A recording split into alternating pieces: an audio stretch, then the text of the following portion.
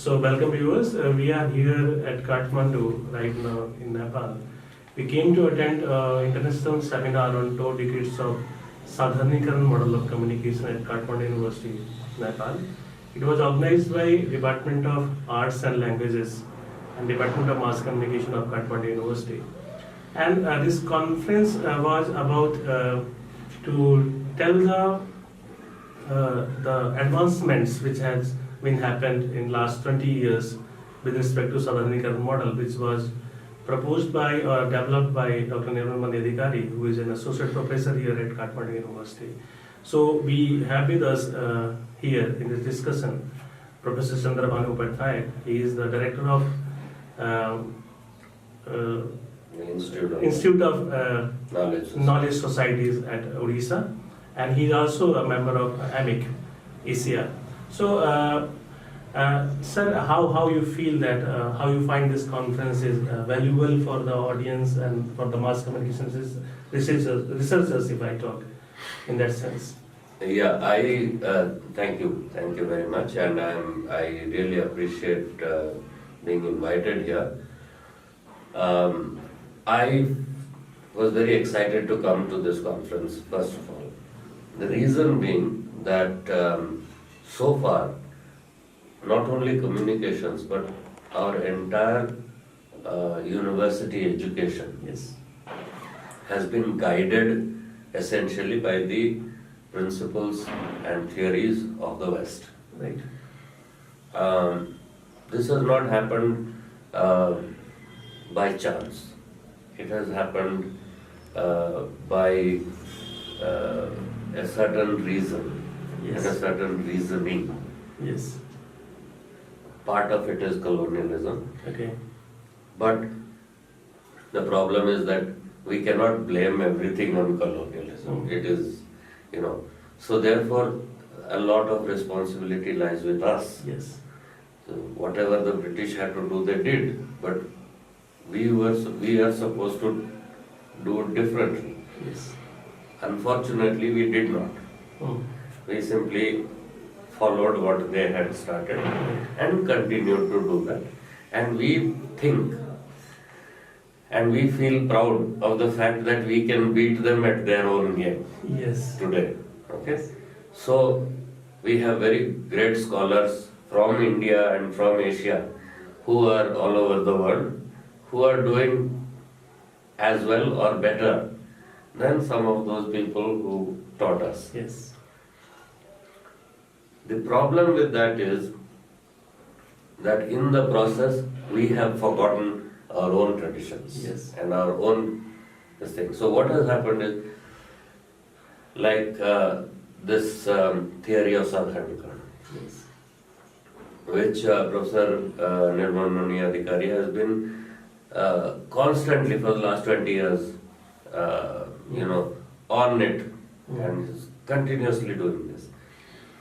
But how far has this been able to be taken into our larger academic this thing? It hasn't really. So it should be our responsibility to take it forward. Right. Okay. And so to me this is a very important seminar. And I think that we should find ways and means of taking this forward to the rest of the world. Yes. There is a danger to this. Let me put it right at the beginning. The danger is that we go from one extreme to the other extreme. Right. We should not do that. So it is not, that in people are calling it decolonization, Dewesternization, this and that. It cannot be. Yes. It cannot be because of very important things. That everything, it's like the old saying in English that you throw the baby out with the bathwater. This is what should not happen. Yes. Okay. I think there's a lot of things that are of great value that has come from the West. Unfortunately, all the things of great value that has come from the East hasn't reached them. Yes. So I think we should find a way of bringing these together Mm. so that there will be a much more holistic approach to looking at the world. Okay, so as we have seen that in during seminar, a lot of discussions have happened, and the Sadharanikaran model is getting the popularity in lot many countries. People are working on that. Even if I talk about India, in many universities in the curriculum right now, the Sahyadrita and Sadharanikaran is taught in the syllabi. Uh, how you see after this Sadharanikaran model? What are the other possible theories can be evolved from this Bharatvarsi perspective, and what can the scholars and the academicians can do to come out with some theories and traditional theories which the Bharatvarsa is having in their ancient text? You see, the problem is twofold. Yeah. One is that if we have to return to some kind of a traditional past, Yes. where do we return to? Hmm. Because we have 10,000 years of it. And it's not like there is some authentic past out there Yeah. that we have to reach out and then we can find Right. the authentic Indian tradition, culture, whatever. Okay. So where does one return to? So the starting point, probably, if you look at the intellectual history Hmm. of India, the starting point should be prior to when the British came here, which is 17th century. Okay. Now, for Indian intellectuals today, that part of our history is actually quite blank. Yes. We don't know what happened in 17th century intellectual history in India. Hmm. So it is very difficult for us to reach back there. Yes. So what theories like Sadharanikaran can do is point to some places from which we can access. Hmm. Okay. Otherwise, you will be, searching all over the place and you will get nowhere. So the theory of Sadharanikaran that is being propounded is very important because it gives you a standpoint from where to look at the rest of our Right. history, our past, our intellectual history, our cultural history, Right. and so on and so forth. The second thing I think which is very, very important, I think, is the fact that our intellectual history has today been categorized in the same way as in Western universities. Right. So we have the same departments, the same disciplines. The West, because they were, unilateral, theory-based concepts, they had to create watertight fiefdoms, Hmm. which were disciplinary with disciplinary boundaries. But if you look back into our own historical traditions, we never had such watertight disciplinary boundaries. Yes. We were always, multidisciplinary. Yes. And I think that it is important for us to reclaim the multidisciplinarity Okay. through a concept like Sadharanikaran, which is useful to, you can show actually how you can use the same theory for various disciplines, Yes. which will also tell us that they are not separate disciplines, that Yes. they are a unity of disciplines. Right. Okay. So that is what I think is very important when Yes, when we are searching out the different communication theories and models which are there in the ancient texts. Yes, you rightly said that the communication is not itself a discipline which is bounded somewhere. Like If I see, we can find communication in psychology, philosophy, sociology, everywhere it is there. So, how you see this conference is going to impact in the future, and how it can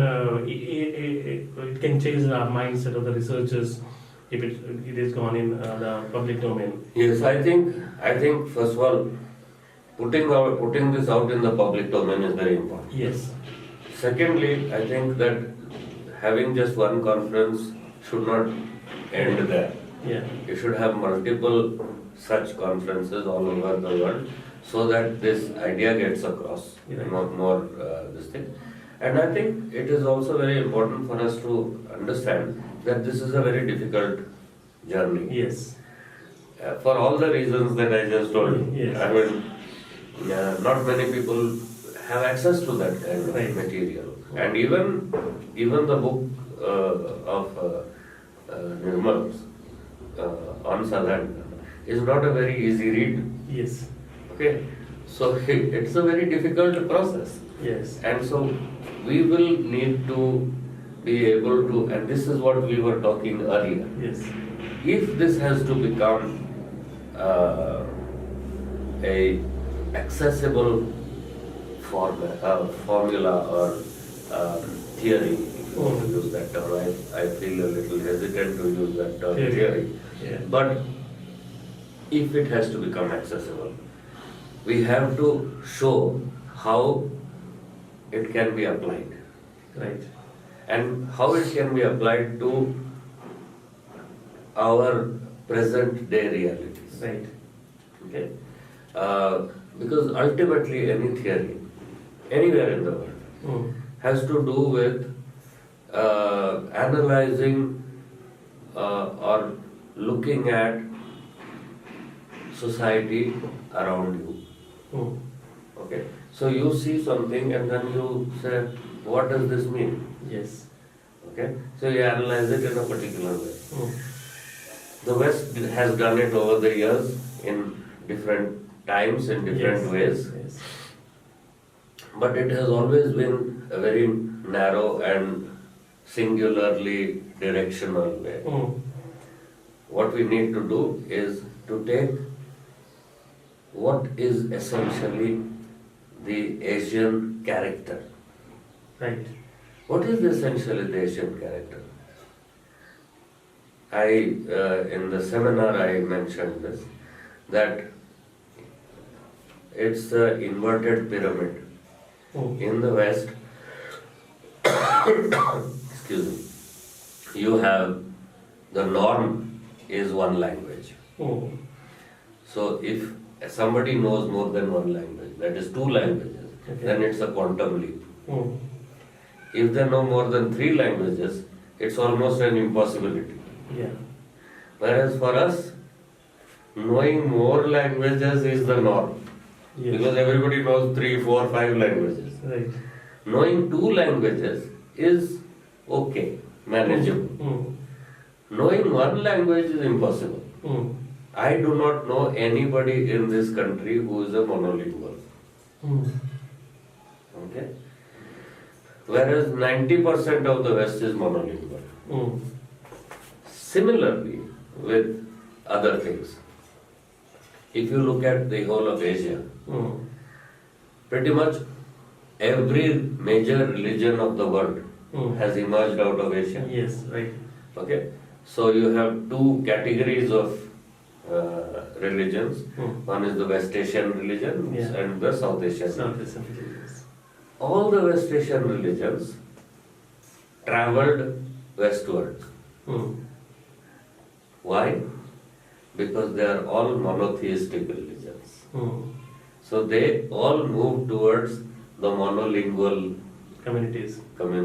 Yeah. All the South Asian religions are pluralistic religions. Yes. So they all move towards the multiple, Right. pluralistic countries. So you see that there is, everywhere it's the same thing. So we are naturally pluralistic. Yes. in our culture, in our behavior, in our tradition, in our speech, in our religions, in everything, in our belief systems. I mean, how many countries in the world can boast of having, so many million gods and goddesses, Yes. and there is no conflict between any of them. You see, in other monotheistic religions, if you have a second godhead, people will kill each other. Yes. Whereas for us, we have 32 millions and nothing happens. They are all happy to be living together. So, the essential character of Asia, and especially India, is pluralistic, is multilingual, multicultural, multi-ethnic. Okay. So therefore, our theories or ways of looking at the world also has to be pluralistic. Right. And because it is pluralistic, it will also be more holistic. And this is what Sadharanikaran is showing us. Right.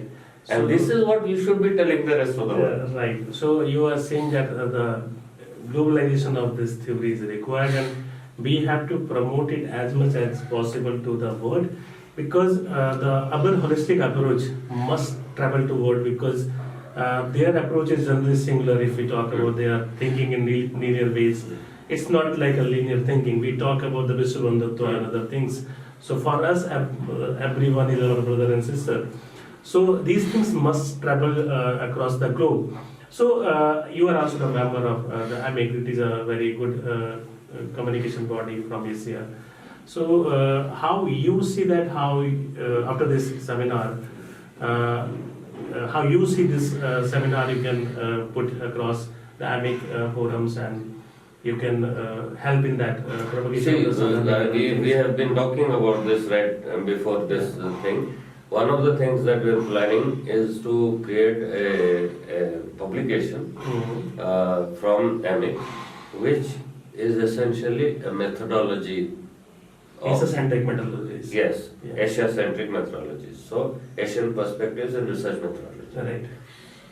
Which, what I said earlier, should tell us the applicability of these things. So, what happens is, unless you take our traditional methods and theory to the West in terms of applicability, they will never understand it. Yes. So we will have to talk to them in their language. Their language. So we will have to show that not only are these theories applicable, but also the analysis is much more holistic. Right. So you rightly said that holistic approach is required. We have to talk to Western world in their own language, because generally they try to see the applicability of the theories, models and other things as they have done earlier too. So my last question to you, that what type of message you want to give to the mass communication scholars, especially the communication scholars from the Asia, because we are talking more about the Asia-centric things. So what type of message you want to give to the scholars so that they can come and join this movement, because it's again a movement. If we don't make this a movement, it may lose its value somewhere in between. So what type of message you want to communicate to the communication scholars especially? You see, there is a misnomer. Yeah, among not only communication scholars but all Asian scholars, especially in the universities, is that when we use our own traditional theories, then you have to use it in your own language. Which is a misnomer. In fact, somebody mentioned that in the seminar also, that what is the language of Sadharanikaran? There is no language of Sadharanikaran. Yes. What is the language of India? No language. There are according to the 1971 census in India, there are 1652 mother tongues. Yes. Now, I had also mentioned this in our seminar, that every 4.5 kilometers, the language and culture changes in India. Yes. But if you take any two extreme points in that line, let us say one in Gujarat and one in Assam, there is never a loss of communication. Yes. Okay? Which means that you don't need to have one language, which is what the French and the Americans and all of these people have been trying to tell us, which is you need a lingua franca. No, you don't. Okay? What you need is communication. And it doesn't matter whether you have one language or many languages, you have to learn how to communicate with people. So, the lingua franca business should go. Right. So, what I would like to suggest to our communication younger scholars is get this out of your mind that you cannot do your own theory in the language that you know. That you have to learn a new language for that. This is nonsense. Yes. You should be able, I'll give you a good example and I'll stop. Satyen Bose, Yes. the guy who changed Einstein's theory, and later that theory came to be known as the Bose-Einstein theory. Satyen Bose used to be the Vice Chancellor of Shantiniketan, Vishwabharati University. And he was a very close friend of my father's. So he would come to our house. So one day he came to our house very agitated, and I was very small. He came very agitated, very angry and all that.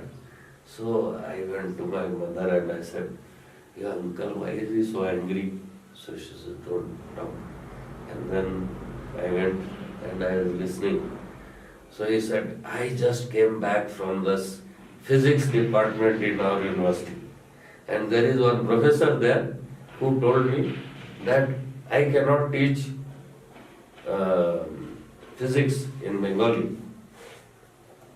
because because of the lack of technical terminology." What kind of a stupid fellow is that? And he was shouting. So my father was just sitting there and listening. So I said, "What is the problem?" He said, "You know, I told that fellow, that professor, that if you cannot teach physics in your mother tongue, it's not that you don't know your mother tongue, it's because you don't know physics." So, this is exactly what I tried to tell you. It doesn't matter what language. If you know your discipline, if you know your subject, the language will follow. Yes. So, don't think that you have to know Sanskrit to understand or to use Sadharanikaran. If you know Sadharanikaran, you can use it in any language. Right. And that, I think, should be the fundamental thing to talk to the people in our discipline. Because I think once they start accepting that, then the rest will follow. Right. So you are saying that, if I rightly understand it, that before making its global movement, you have to understand it in a local way. Yes, absolutely. That is more important, because if you not understand in your local language or local things, you can't promote it in a perfect manner to the global world. Absolutely. So for the mass communication scholars, those who want to come and join this movement of the East-centric communication theories, for them this is a very important message that they have to understand things in their own languages first. After that they can proceed further. So this seminar, I also attended this seminar, and this seminar is a fantastic seminar where the people from almost 6-7 countries have participated, and actually it is a international seminar. And yes, people are doing a lot of work in this particular context. If you see the literature, you will find out that Oliver has done the work in 60s, then the Kirkwood is there, then the Gunekist is there, Dewesternization is doing on the Buddhist philosophy, even Confucius work, Hamid Maulana is doing in Afrocentricity. A lot of things are going on continuously. So it's the responsibility of the Eastern scholars, at least that they should join the movement. With the Mike has suggested that how you can propose the SS Center City across the globe. He has written a lot of good articles. You can access those articles freely from different journals. So thank you very much for the joining us, and it's a great pleasure talking to you, sir.